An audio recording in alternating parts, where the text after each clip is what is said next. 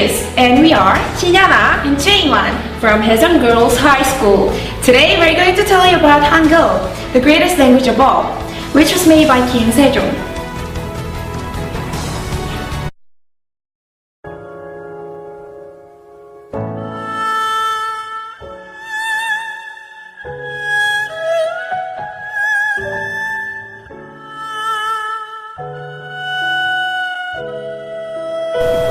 Our ancestors believed in Taoism. It means that we're the servant country of China. So we thought China is always superior and should be followed. At that time we had words but not the written words.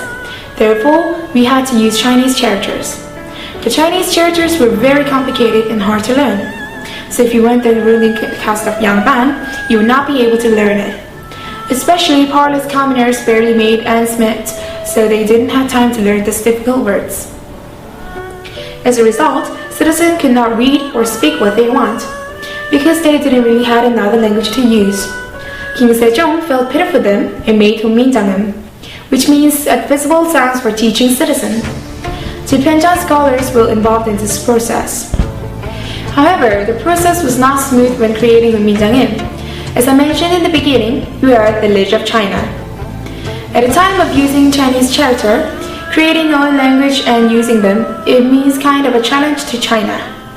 Some vassals who are afraid of being nation being at a great risk object to inventing 훈민정음. A notable example is Chamali. Due to these people, 훈민정음 invention project was proceeded in secret. Going through those difficulties, our proud alphabet was created by King Sejong the Great in 1443. And after several tests for a better outcome, it was distributed to the people in 1446.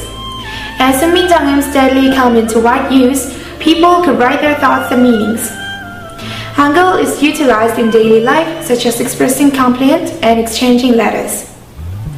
And it brought a better life and developed people's awareness.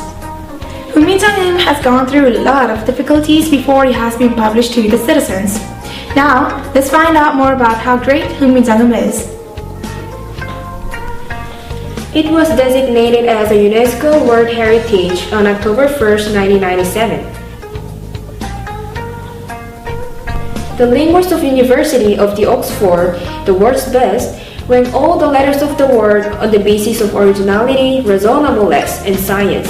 Among those letters, Hangeul proudly takes the first place. There was the Academic Council in Paris a few years ago, which lots of linguists attend.